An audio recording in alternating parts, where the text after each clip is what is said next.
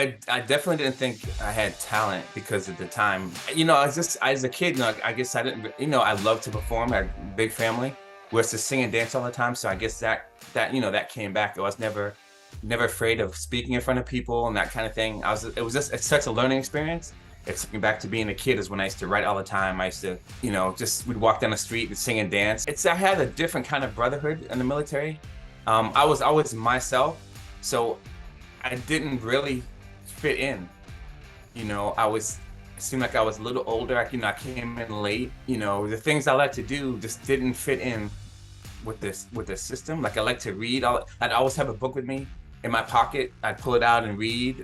A journal I always write, and so it put me into like a different kind of a grouping within the military, and just to be able to do everything now is just it's just I know all the suicides and all that kind of stuff. I just kind of that's hard because I've got losing friends all the time, and I feel like this is what's kept me away from all that.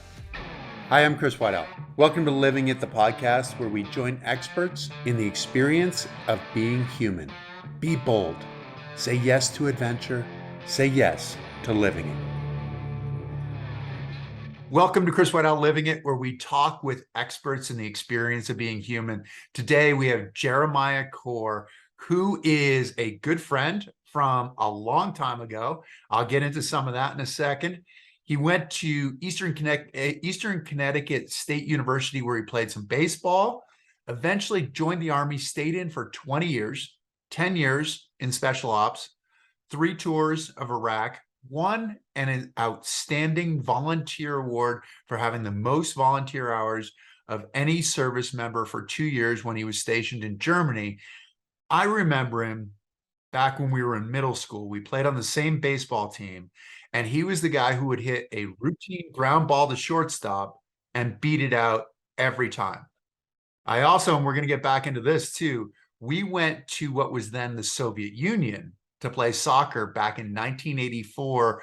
And what I remember most from that trip was you breakdancing for the other teams. This was Michael Jackson. This was Thriller. This was the big thing. And all these guys are watching you breakdance. I think that was more of a connection for them to the U.S.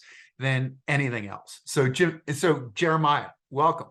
Yeah, thanks, hey, Chris. Thank you. If you call me Jimmy once in a while, I got it because that's we know each other.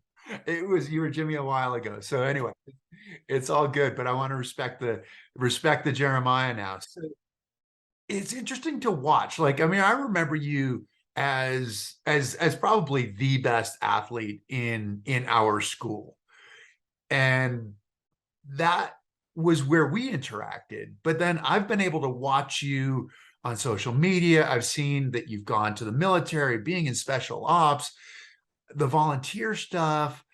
I remember I saw one post where you said you're a black hippie, I think. Yeah. There's been a bit of a transition. Are you the same person now that I knew almost 40 years ago? Yeah, I really think I'm the same, which is kind of weird. I think it's just I can do things that as a kid, I had so much respect for an elder that if you told me something, I did it. So I would never really, a lot of times I never said no. I never said what I liked. So, I mean, there's no adult to tell me no. So I get to do a lot of the things that, that I want to do. I've learned to say yes to myself at a certain point. So, and it's very recently. Well, it's very recently. So you were in the military and you had a jump that kind of went wrong. As you said, it was more of a landing that went wrong, but you call it a jump. And that was sort of the end. And now you're into the acting thing. And when did that start? How old? Because obviously you did some plays when you were a kid and that kind of thing. And you were a performer in the breakdancing stuff. But when did you say, I'm going to be an actor? The acting stopped, in 4th grade. I remember we did Oliver. And of course, I wanted to be Oliver. Every kid wanted to be Oliver. And I remember I went to Richard Zeitlin. We're still friends now. I'll never forget. His mom was British, so she had an accent. So it's like, oh, they're going to give it to Richard. And they did. And I was just really upset. I was like, man, I want a bigger part So I stopped, and then I got back into it completely random. So I was stationed in El Paso, Texas, at Fort Bliss, Mhm. and I was having a hard time. I didn't want to be at that duty station because it was no more special operations, so no more jumping out of planes, no more all that fun stuff. And and I was by myself, going through like a terrible time with divorce. And my friend I was renting a house from, and she said, you know what, you need some background noise or some music while you're walking around. So I had a TV, which, she's like, just take it out, plug it up, and get an antenna. And so I had that on, and I just happened to walk by, and the local news in El Paso was saying they needed extras for a movie. So I was like, okay. So I went the next day and signed up to be casting as an extra. And this is 12 strong. Is That that was that was 12 strong. And I never heard back. They called me, and I missed the call. So I called back and I didn't get an answer. So I was like, oh no, that's it. My career is over. And it didn't even start. Um, and then come to find out, I ended up doing Waco, the miniseries. And that's how everything started. so you ended up, so how did you I mean you're telling us that's how it started, but it's not that easy, right? It's not just, hey, by the way, I'm here, I want to act, can I be in your mini series? I mean, I'm Yeah. assuming you had to audition for this. There were probably a whole lot of people. How and you probably hadn't really auditioned since fourth grade, and you probably didn't audition for real in fourth grade either, I'm assuming. Yeah. What I mean, so the background was just, sign up and go background. You just kind of like, do this, do that, whatever. Um, and I just liked it so much. I met someone on the set, and I was like, hey, how do I, you know, get to, to get these speaking parts? And she recommended her agent. And I just Googled, acting classes in El Paso. There was nothing. So I drove 4 hours from El Paso, Albuquerque once a week, then twice a week. And and then started doing plays in El Paso with the El Paso Playhouse. And I guess it went really fast because a year and a half later, I had actually been signed to that agent, and I had an audition like I think 3 days within a week of signing with her. She had me audition for a part which I did not get. Was in Tom Hanks. Oh, I forget the movie. He was that's so bad. It's a Western, but it was filmed in Albuquerque and Santa Fe. Oh, interesting. Huh. But yeah, I mean, just a week later, I didn't get that part. But I mean, yeah, I've had some. That's how it started, and I know I've been very fortunate to even get auditions, much less book any parts. What's the what made you think? I mean, were you driven by passion to do it? Was it distracting yourself from your divorce, as you were saying, or did you think, hey, I might have some talent? This might be something I'm good at. What made you take that step? Because Well, acting's a scary step sometimes. yeah, I definitely didn't think I had talent because at the time I wasn't how you say, I didn't see myself really positively at the time still, even that was just recently. I just as a kid, I guess I didn't, I love to perform. I had a big family. We used to sing and dance all the time. So I guess that came back. I was never afraid of speaking in front of people and that kind of thing. It was just it's such a learning experience. It took me back to being a kid is when I used to write all the time. I used to, just we'd walk down the street and sing and dance, or like we were talking about the Russia thing. It's like I'm just sitting there having fun. It's like this is like me and you. I see like one person. I'm dancing with this one person, and it's so much fun. I just I'm just, I can't explain it. It's just I learned something every single day. Coming out of the military, was there a need to go back to being a child? Like, I mean, it's so serious. Obviously, you have the sense of community, the sense of brotherhood in the military, but I'm sure you've seen some really bad stuff. And then to return and sort of grow as a human being, was that part of the transition, or how did it work? It's worked out for me. We have the therapy class of behavioral health, and when I went from from Fort Lewis, from Special Operations, we have our own office, to regular Army where it's like I can make an appointment maybe in a month. So the classes end up as like as a therapy and replace that. And just the military, I mean, I had a different kind of brotherhood in the military. I was always myself, so I didn't really fit in. It seemed like I was a little older. Like, I came in late. Um, the things I like to do just didn't fit in with this system. Like, I like to read. I'd always have a book with me in my pocket. I'd pull it out and read. A journal I always write, and so it put me into like a different kind of a grouping within the military, and just to be able to do everything now is just it's just, yeah. I know all the suicides and all that kind of stuff. I just kind of that's hard because I've got losing friends all the time, and I feel like this is what's kept me away from all that. I don't. It's kept me away from all that. Well, more veterans are dying from suicide than they are in active duty, right? I mean, this is one of the biggest issues is making that transition back to home, back to whatever life you have, and certainly seeing friends, seeing brothers taking their own lives, has to be brothers and sisters probably taking their own lives. It's got to be really super hard. And that mental health aspect, it's interesting that acting is so much of that for you, because acting, I shared a little bit, like I've done a little bit of acting, enough to know that it really was some of the best education that I've had, given all of my education. Like, for everything that I'm doing, that idea of being present, being in the moment, having a motivation, letting go, is such a great education. And being honest, like being willing to sort of be open and vulnerable. In the military, I'd imagine open and vulnerable is not necessarily the route that you're going. So this is a fairly decent 180, right? Yeah, being open and vulnerable in the military is not. It, it's hard. You really have to.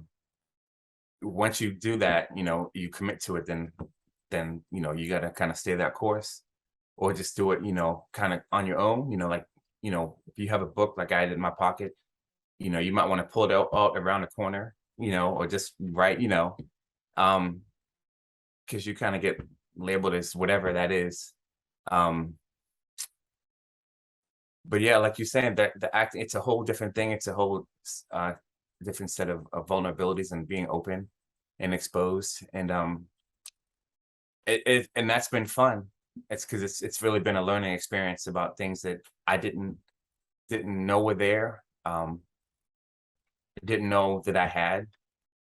So it's been great. What kind of stuff were you writing in your journal? If you don't mind me asking. Well, you get the random things that if you like to the thoughts that come in your head, excuse me, random. And then I would just do. I remember one thing in particular. I really remember it was I take with me every time we had a break, and it was if it was a comment, if it was safe, I'll just write, just a regular journal. But I remember one thing in particular I wrote was we had these the first place where with these bunkers. And so I would just walk around and walk up and down, walk up the bunker, walk across and go down it. And I would just one time I just sat there, had my rucksack, and I was just trying to get some exercise, and I sat there. I just looked up at the moon, the sun setting, and I was just writing. I was like, there's got to be an Iraqi soldier on the other side of this fence doing the same exact thing. And that like really hit me. I would imagine, because it's that human connection, right? Where you guys are on opposite sides, but yet having the same experience, which was a lot of the reason back when we were at Eaglebrook School that we went to the Soviet Union Yeah. to recognize, because that was back that was Reagan, that was Gorbachev, that was it's like why does your guy have his finger on the button to send the nukes to us, and they're asking us the same thing, Yeah. and we're recognizing that we're ultimately, that we as human beings are connecting. I mean, just geopolitically, whatever. I mean, there are different things that are going on. What did that what did that experience, writing it in your journal, what did that bring to you? Because I mean, this is this is a reflection. This is almost you looking in a mirror, Yeah. but then it's also seeing the enemy in the mirror, which sometimes we are our own enemy as well, when we look in the mirror. So how did that hit you personally? It made me think of I mean, it took me back really to like being a little kid. You know, everything was fun, you know, even the struggle was fun. And just going out, I would just write things I saw. Like I'd go out, you see little kids running or playing, um, seeing people going back and forth to work. At one point I was on a team who went out for 6 months, so we got to like interact with the locals. I remember, sitting down and they got some food from the garden and just sitting down and eating the food and everything. I mean, I had these experiences, and I would just, I'd write about them. And like you said, in your book is the same thing. It's like, and I'd forgotten lot about that Russia trip, and not really knowing that you're perceived as an enemy, or not as a friend. And it's hard, as for us, we're kids.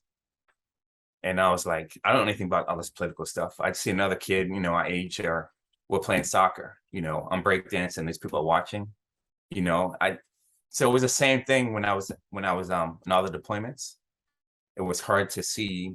I saw the people, and I just, write about that. And it took me back to to all that stuff. Because that is that transition that I think is hard, right? Because it's almost like it has to be black and white kind of thing when you're in that military kind of position of like, we're right, I'm here to do a job, this is the job that I'm supposed to do, and it's almost like you have to have those blinders.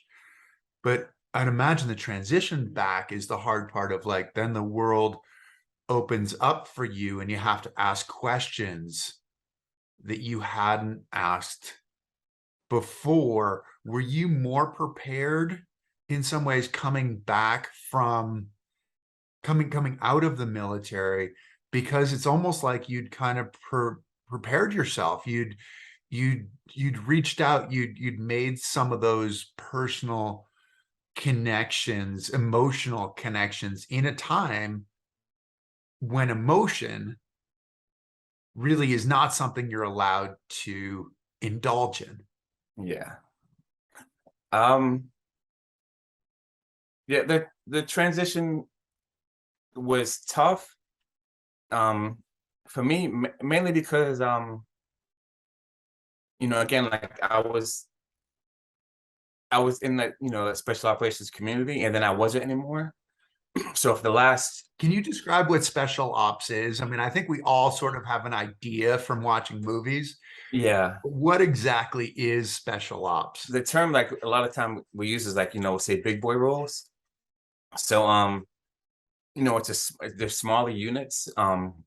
We kind of go in and do work and then go home. We wouldn't have like the really low haircuts and, you know, all that the rigid stuff people think like the military is. It was kind of like a lot of free thinking, and and then but a lot of heavy duty training.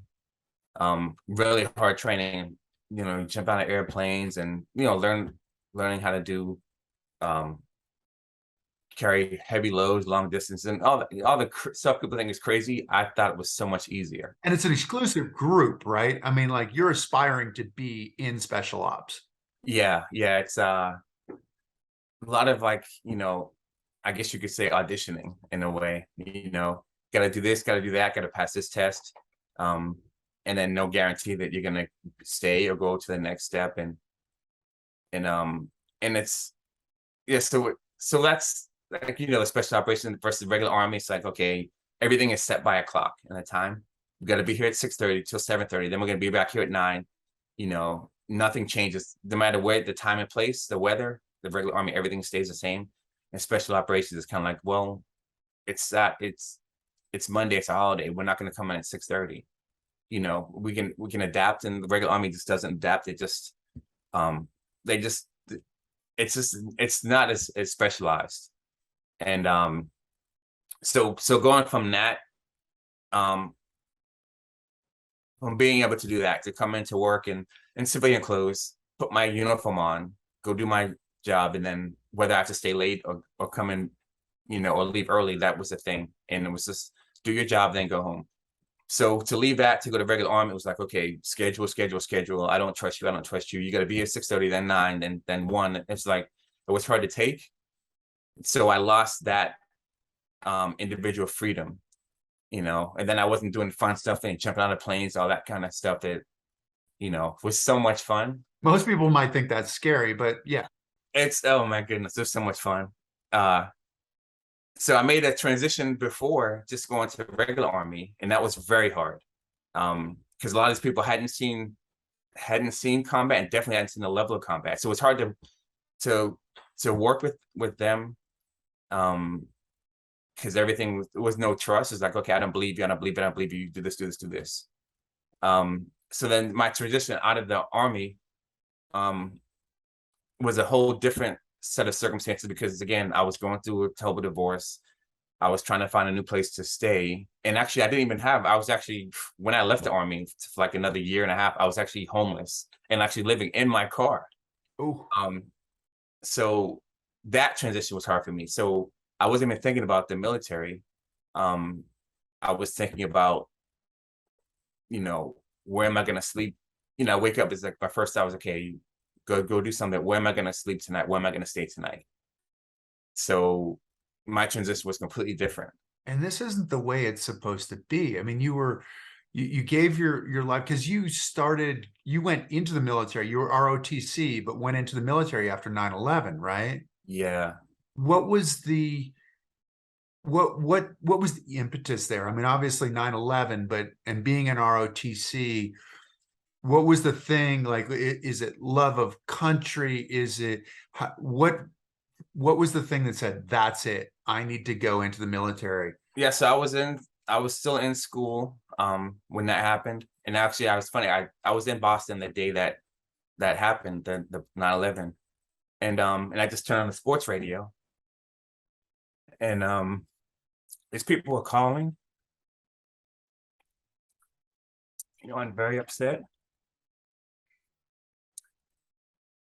So sounds like, I'm an able-bodied male, so I'm going to do what I can do. So that's what had me,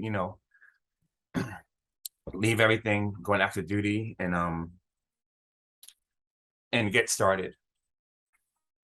And and I just ended up, staying, after I saw I wanted to, whatever I could, to go, special operations route. And I was in I was loving Germany. So I was like, you know what, I'm gonna keep on doing this for a little while. Who were some of your heroes? Like, I mean, you and I were baseball players, right? And I remember reading about a lot of those guys who were World War II. Like, I mean, Ted Williams, Yeah, you look at him and greatest hitter ever, but took yeah, what, 3.5 years off to be yeah, a pilot in World War II, and then Korea, and that kind of dedication as a guy who's at the top of his field, and then is at the top of his field to do that for his country. Was it that kind of feeling and sort of honoring those heroes and those people who went before you? yeah. So another thing I couldn't get through. So when, my dad passed when I was 11, and I remember there was a flag on the casket. So I asked my brother, how did he get that? And he said, well, he was in the military. So right then I was like, okay, well, I have to do that. Um, and then like, and it's what you're saying also is yeah, with Ted Williams and all those guys who left what they were doing and then went to serve. Um, yeah, Ted Williams, oh my goodness. Willie Mays, some of those guys. I think Joe Berg, the catcher. Oh, Mo Berg. Yeah, yeah. Who was the spy? Yeah, who was a spy. Who Yeah, was a yeah. Princeton guy who was a catcher, like backup catcher who, yeah, spoke you like know 20 languages or yeah, something. Yeah. yeah, yeah. Yeah. And some of the guys actually went into action, and guys like Joe Lewis and who did kind of like barnstorming kind of things. So yeah, I wanted to do, and be a part of it. I wasn't a professional athlete, and I thought, had I made it as a baseball player, I would have gone back anyway, like Pat Tillman had done. Right. And then there's a Bob Kelsu, Mhm. who was who had passed away in Vietnam, played for the Buffalo Bills. I'd read a story about him, so I was like, you know what? Yeah, I just, whatever I can do, that I'll do. And just to see those, had those men had done it was definitely something to look up to. And when you got in, did you say, I want to go to special forces? I mean, obviously you were a great athlete, right? There's that part, but it's also like, I know I have a good buddy of mine who was a Navy SEAL, and he talked about the whole process of becoming a SEAL. And he said, some of the guys that you look at and go, that guy's going to make it, like that guy, no doubt about it. Like those are the first guys to drop out oftentimes. And was that part of the competitive nature for you, the greater desire to serve, to serve at the highest level you could? Yeah, so that was all it was like, okay, I can jump out of airplanes. I can whatever's going to make me a better person and a better leader and a better part of this team. That's what I did.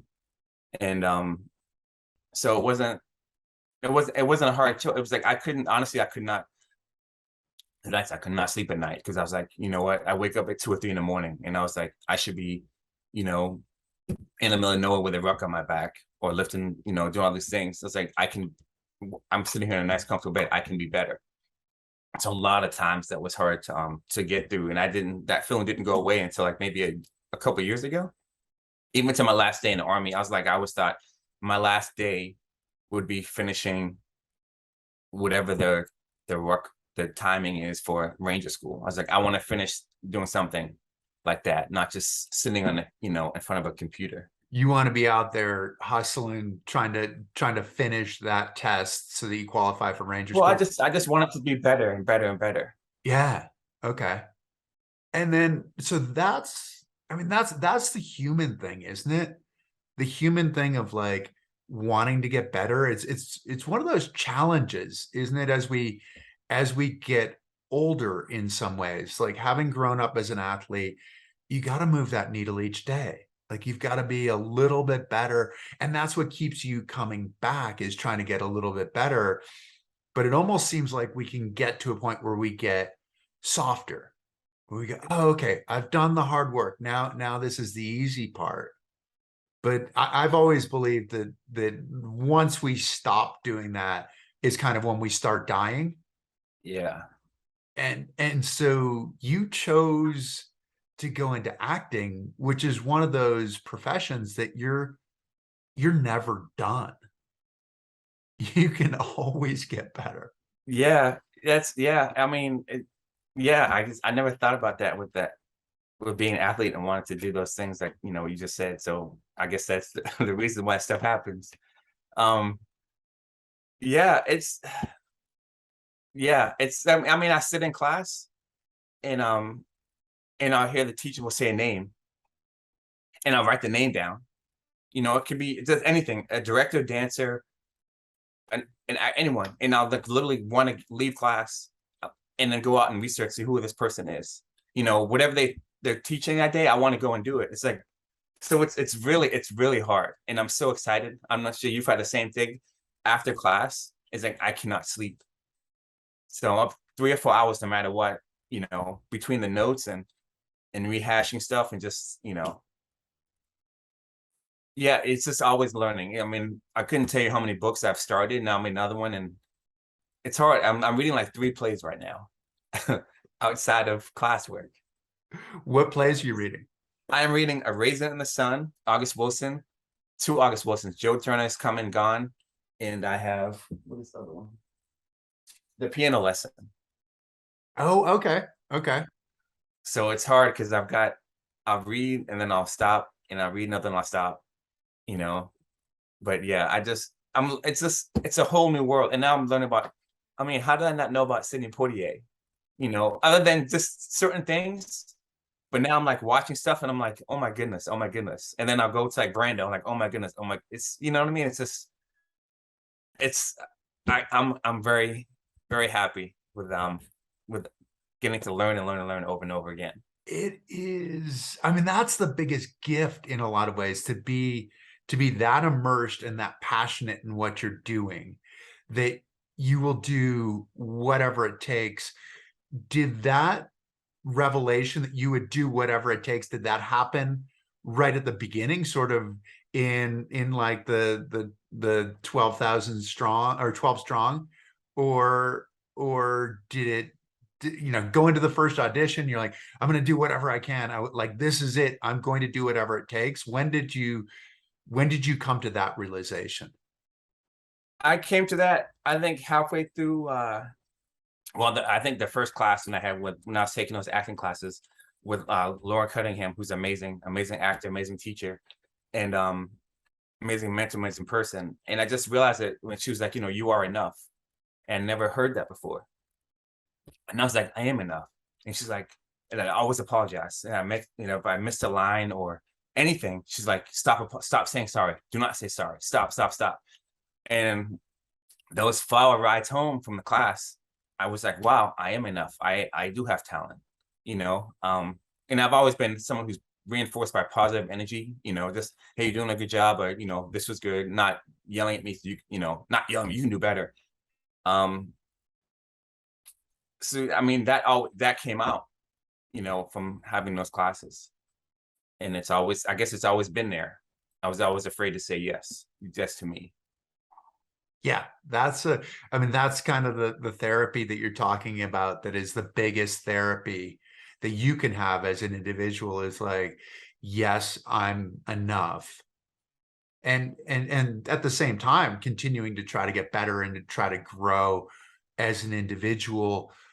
You were always a pretty round person, though. And I mean, not two-dimensional, not calling you fat or anything, but a round person in the sense that, I mean, you're special ops. So you're like, you're the hard guy. I mean, like, these are the tough guys. You're supposed to get in and out before anybody even knows that you were there, right? And then you're doing some of this MMA style fighting, but then you're uh, volunteering your time to the children's hospital in El Paso, like this sense of empathy and connecting with kids. Is it hard to reconcile those different parts of yourself? I mean, no, I was felt like, you're supposed to, whatever what I got from everyone, from you and people I grew up with all my life, is like to listen, learn, and give, and so if I can do jujitsu, I'm making myself better, and I'm learning something. I'm like, wow, I didn't know how to do this. I never heard of this. How are you making yourself better in jujitsu? My goodness, I mean, you go in there, it's like you're humbled. You think, you could be whatever weight, whatever size you are. No matter who you are on the street, you come in, it's like, okay, this person 50 pounds lighter than me can do this and stop me from moving. It's like, wow, that's, and it's like, well, that's what this is, that's what that is. I never knew what that was. So, you're learning, and then you forget something, and the next day you come back in, you learn something else. And with the constant learning, it's like, wow, I can do this, and it's making me better because I'm a student. It's something like that was the hard thing about, I always wanted a challenge, to learn something new. It didn't matter if I was like the leader of, say the captain of a baseball team. Okay, now I want to go to learn how to jump ropes, how to double dutch. Like, I don't know I'm no longer the best now. I'm learning something, you know.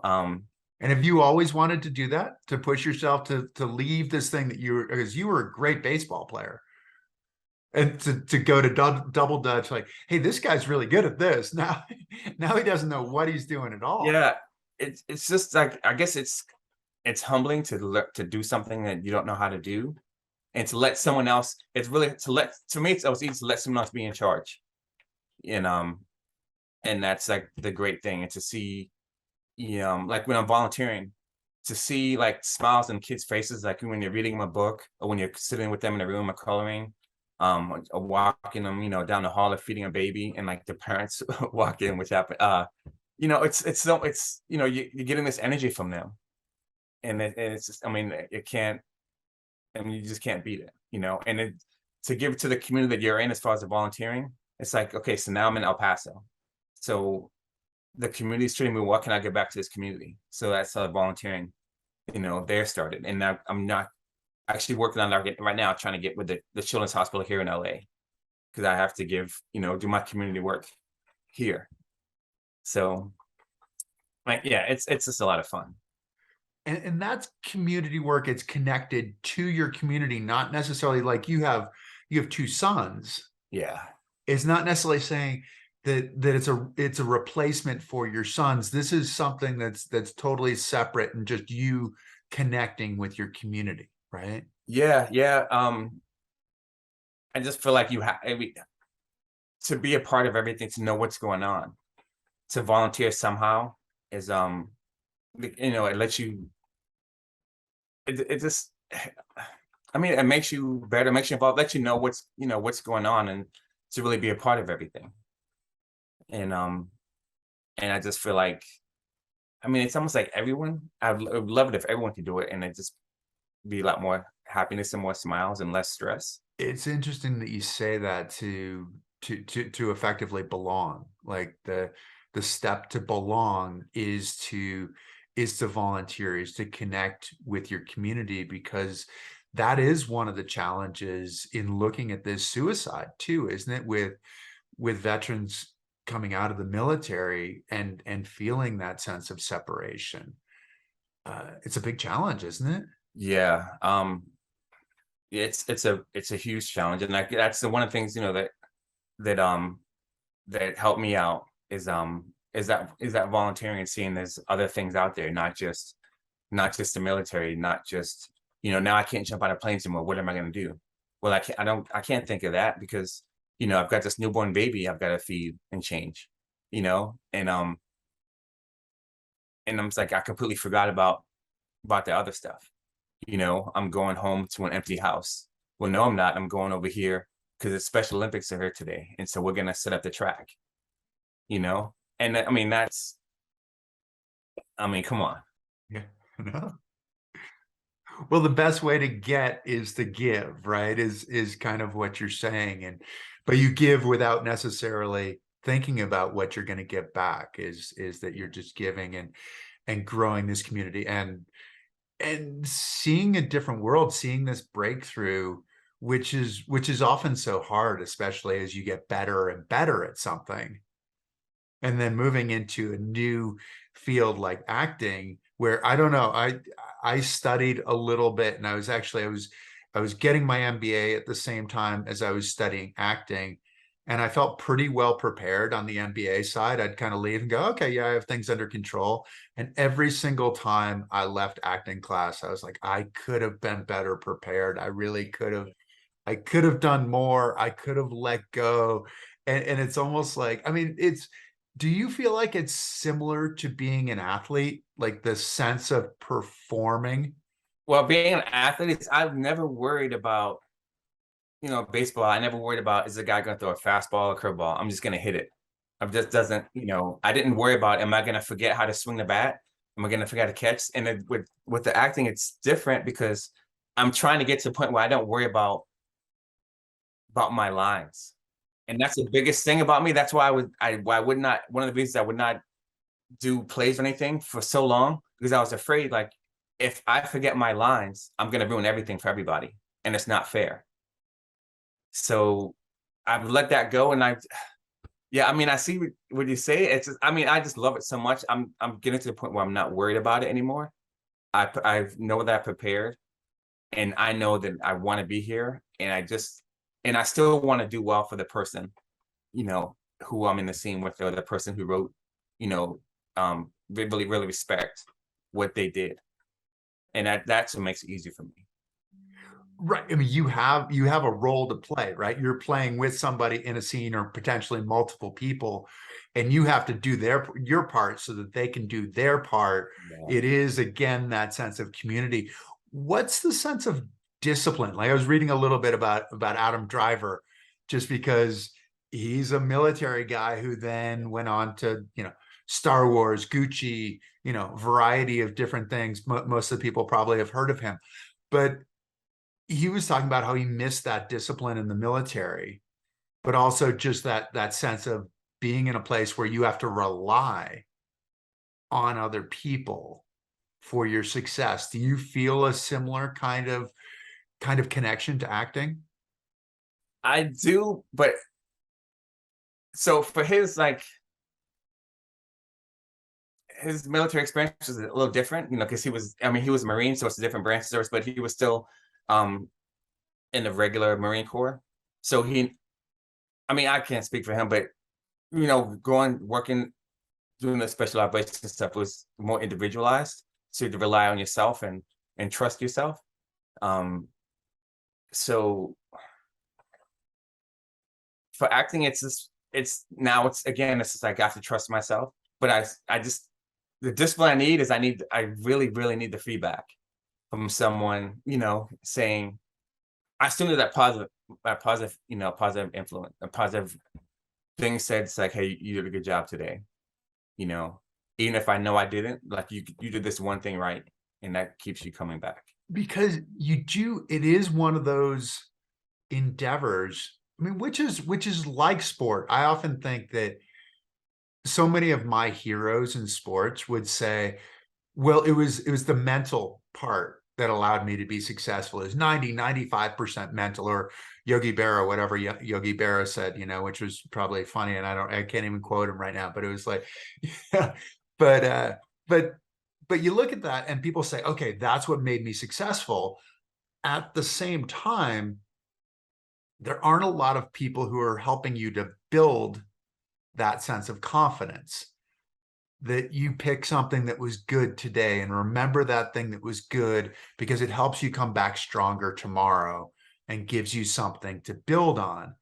But your position in acting is so tenuous, because it comes with your confidence, and your confidence is your ability to then let go and be in the scene and not think about what you're doing, but just act, just play.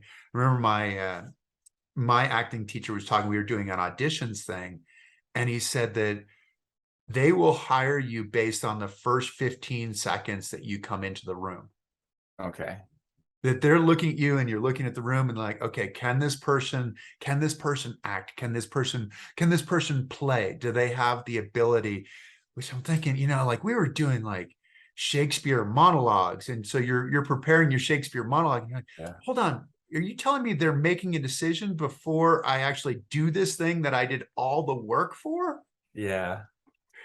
I mean, it's hard, that sense of confidence, right? But when did you, like, because you've done some things, like you've gotten the breakthroughs, you've gotten your SAG card, you're getting hired. Like, how is that feedback? I mean, obviously you want to continue to learn, but with each step along the way, do you feel like, okay, like I'm getting there, I'm getting to be somebody, I'm going to work, which is one of the biggest questions, right? Yeah. I get that every day. I mean, just from being here, like being in LA now.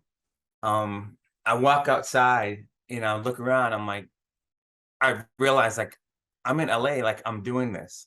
Um, I look at my phone, and we've got the group chat for the class I'm in, and I'm like, wow, you know,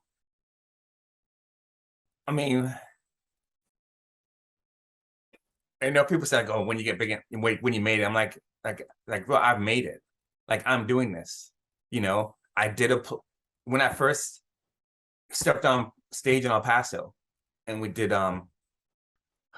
Golden on Golden Pond, and I walked in, you know, as Bill Ray, and I said, I think I saw a bear. I mean, right at that point, I made it. You know, so everything else is just like it's you know it's so weird. Like I see friends of mine who it just still makes me emotional. You know, who've done like TV shows and movies, and I'm like, hey, let's go for coffee. You know, and I don't see them as like how a TV star movie. I'm like, yo, let's talk about whatever. And it's I'm like it's like I'm cheating. It's like I'm stealing. Everything I get is extra. It's funny you say you're cheating, you're stealing. When you were first saying that you're doing it, it's almost like you're living a dream. It's almost out of body. Did you have to give yourself permission? This is the hard part for a lot of people, right? To give yourself permission to live that dream. Sometimes as we get older, it's kind of like the obligation side, like I need to do work. And it's back to Tom Sawyer, right? It's like the work is something the body's disinclined to do, but you're doing the work and you love the work. It sounds like the work is the sense of that you've arrived. Did you have to give yourself permission to be free to do that work that you loved? No, I mean, it was making me happy, and I was learning new things all over again. Um, and learning about myself, learning about people in class. This person didn't come or this person's late. I was like, oh well, you know, um, we have different reasons for being here, and it it's never been work. It's always been play. It's always been fun. You know, I mean, yeah, it's even when I do a scene, I look at the other actor, I look in their eyes, look at their mannerisms, and I go, and I'm like, I didn't do anything. They just took the lead, and I just followed. I'm like, don't the people that don't let people know that you know, I'm just reacting to what they're doing and what they're saying. Well, it sounds like it's like baseball for you. See the ball, hit the ball, right? It's fastball, curveball, just see the ball, hit the ball. It doesn't matter what it is, that there's not that barrier in between you, like not that filter. Sometimes the filter is the most frustrating part of, right?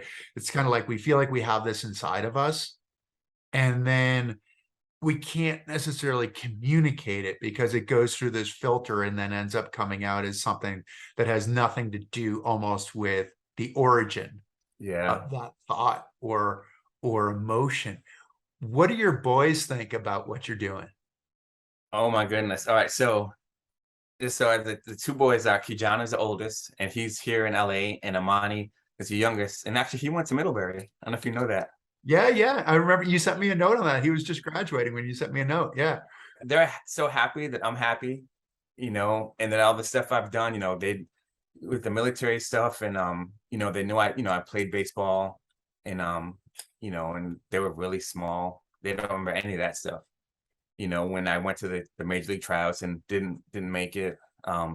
They're very happy. And I'm stealing from them. Like my oldest Kijana, he was volunteering. I was like, I need to be like Kijana, so I'm gonna That's how I went. So I need to volunteer and make sure I volunteer. Between him and a friend who I was renting a house from in El Paso, volunteer. And I was like, yeah, I'll be like him. And then Amani always did plays up until Middlebury.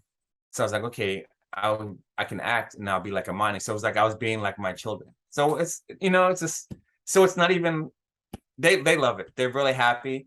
I've taken neither one of us is interested at all in any aspect of it. They're not interested in any aspect of it. No, not at all. Other than writing, which they both love to write. I had Amani come and do some extra work on a couple of shows when I was still in Albuquerque, and he was like, "Yeah, I don't care. I don't want to do it anymore." And the oldest one, he done the same thing. He's here in LA, and I always send him stuff. I'm like, yeah, I have friends out here, you can do this or that. He's like, no, he'd rather write. So is he a writer? What did they do? What did both of your boys do? So Amani is he's a Mandarin speaker. So he's in a grad school. He teaches Mandarin. So right now he's in a fellowship program over there. And Wow. he'll be back in August. So I'm trying to get him out here so we can all three be together out in LA.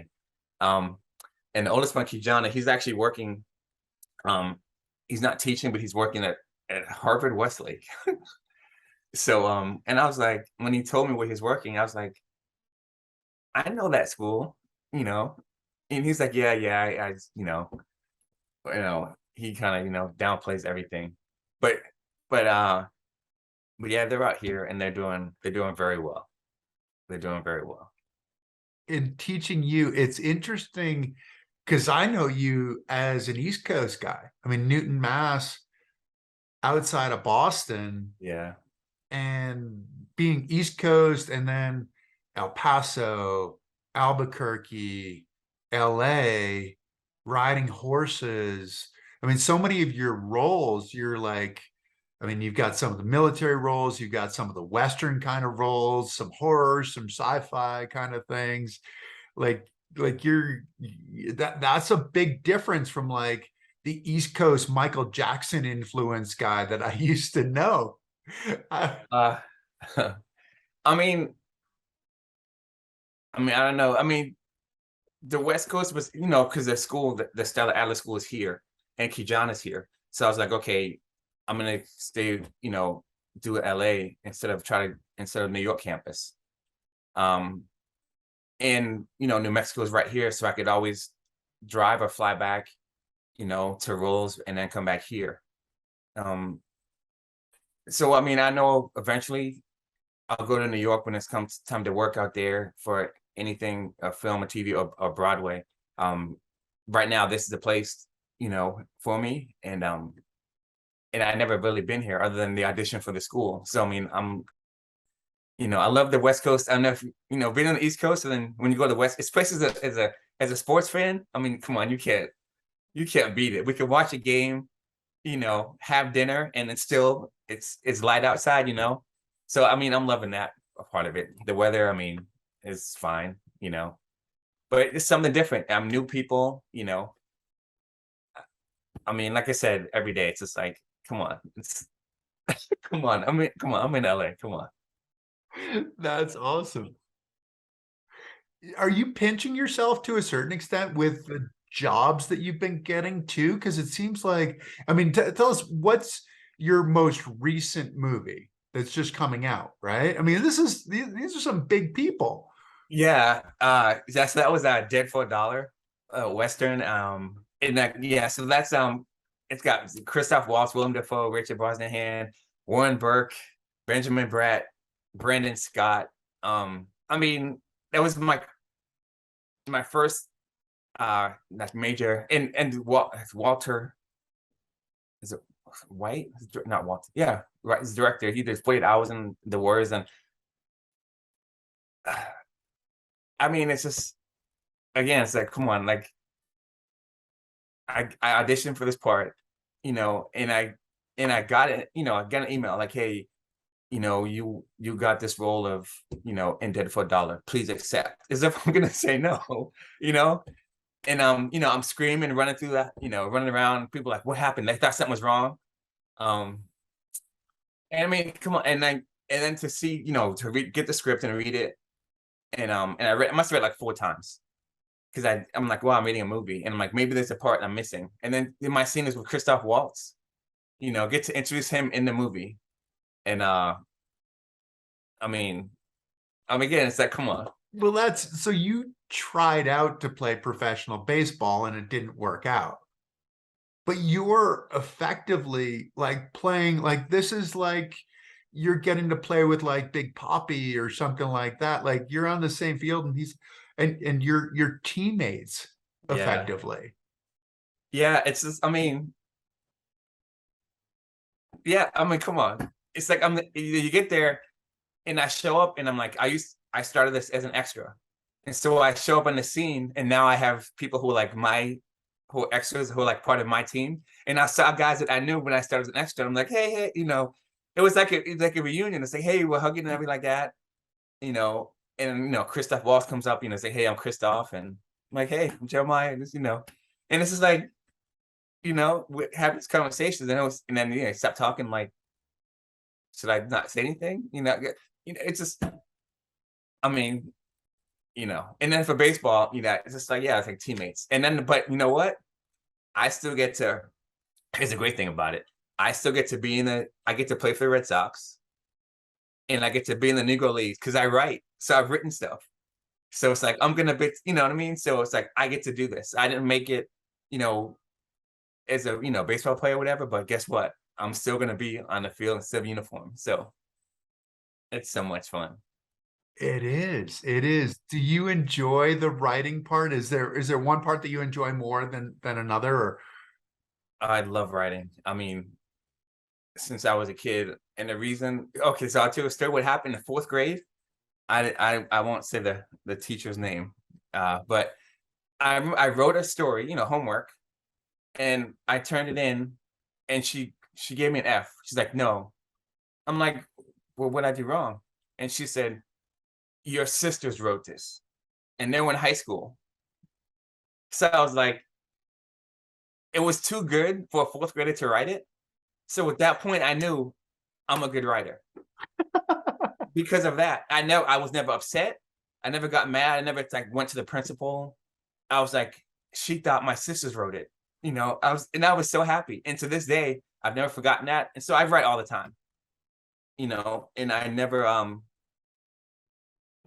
yeah, I've never had to question what I'm writing other than punctuation and maybe grammar, because I could write a good story. yeah, you know what goes into a good story. And Yeah. you've always known that. I mean, that's one of those things that sometimes you just have that eye of like, what's the story? How's the story? How does this story play out for you? If you're writing because you're what, 50, 52, 53, 54 kind of thing right now, right? So if you're writing your story, how does this story play out for you? What's happening next? From my life story, or just, Yeah, yeah. oh, come on, I come back on the Living It podcast, and with the next set of things that have happened, things that I was able, to write and share, and like now with these people learn doing the same thing. Um, come back here, hey, I get this award or that award, or um we're gonna be in this festival, or tell this story. Um, and that's what's next. It's like I've got all these things, and who knows what's gonna happen. To write and act in some ways in your own story is kind of the ultimate goal. Write it and act in it. Yeah. Would you direct as well? I wouldn't want to be in my own story. I mean, I've heard I've got a good story. I heard that in high school. uh No, but I mean, even like the story that you're writing, I mean, it could be fiction, right? yeah, I mean, my goodness, just I don't know what's gonna be next.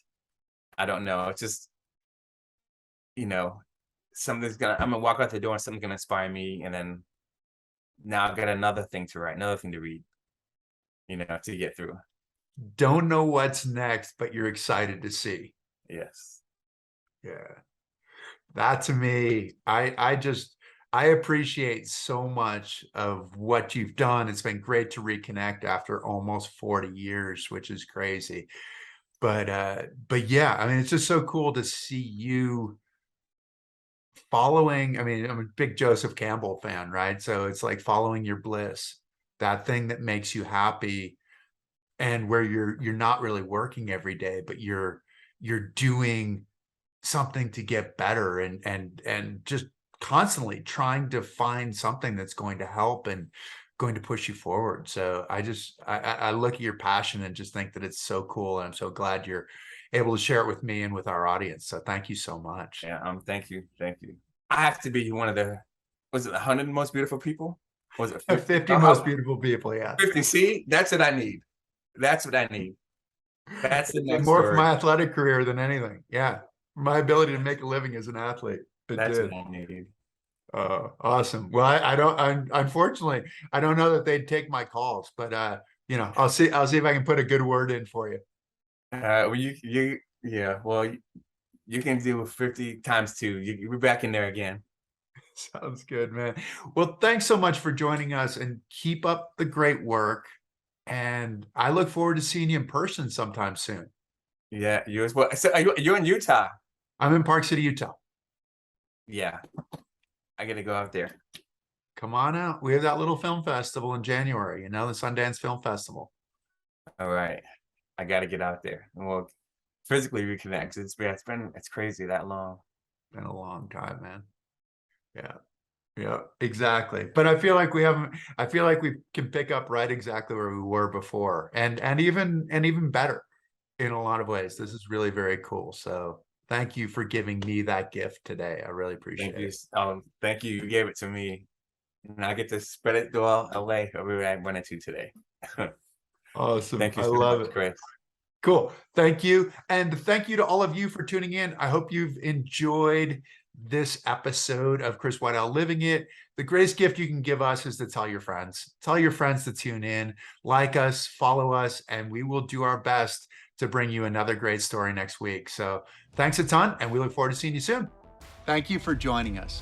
Please subscribe to Chris Waddell Living It for more stories on the adaptive community, the Paralympics, artists, athletes, entrepreneurs, experts in the experience of being human.